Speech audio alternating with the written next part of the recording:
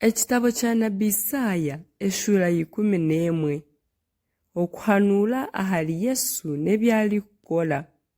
Omu kisinsi kya Yese halyatookamu akataagi, n'omu mizi ye halyarugamu itaagi. Omwoyo wa Mukama alyaguma ahali we, agira omwoyo ogw'obwengye n'okwetegereza, omwoyo gw'okuhanuula n'obushoborozi, omwoyo gw'okumanya n'okutiina Mukama. Omu kutiina Mukama nimwo arishemererwa, taricwa rubanja rw'amaisho n'oburwakuba orw'okugambirwa, kureka aryacwera abooremanja omu kuhikirra, n'abacurezi b'omu nsi aryabashoborra omu bwinganisa, kandi ensi aryagiteeza enkoni y'akanwa ke, n'ababa aryabisa omu isyo gwe. Okuhikirra kuryaba orukoba rwe rw'okwezirikisa, n'obwesigwa bube orukoba omu bwezirikiro bwe. Omushega guryataaha n'omwana gw'entaama, n'engwe eryabyama n'omwana gw'embuzi, enyana n'entare n'enimi y'ekimaasha ekigomokire biryaguma hamwe, kandi omwana muto niwe alibifunya. Ente ziryariira hamwe n'edubu, abaana baazo baraare hamwe, kandi entare eryarya obunyansi nk'ente. Omwana orikonka aryazaanira aha mwina gw'encwera, n'omwana w'encuuke aryata omukono gwe aha kiina ky'empiri.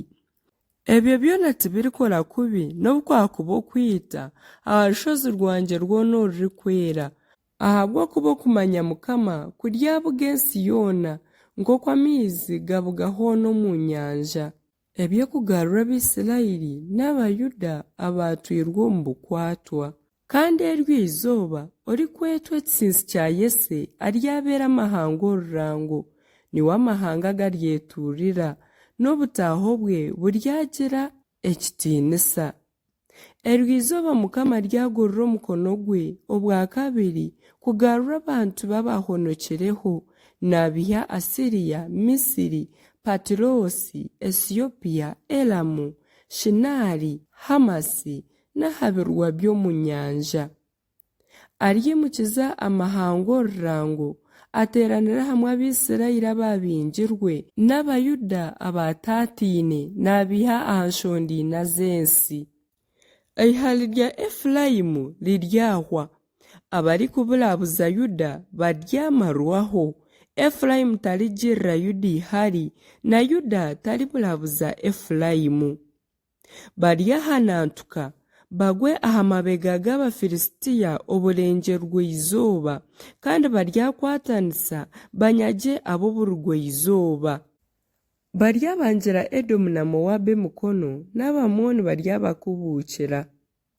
Mukama aryayomeza kimwe omukono gw'enyanja ya Misiri, aryareeta omuyaga gwe ogurikomya n'arabya omukono gwe aha mugyera Fulaati, aguteere agucwemu emigyera 7, abantu babone kugwambuka enkiito zitajubire. Kandi abantu be abahonokireho baryabona omuhanda rugendwa gw'okubiha Asiriya, nk'ogw'Abisirayiri baabwine nibaruga omu nsi ya Misiri.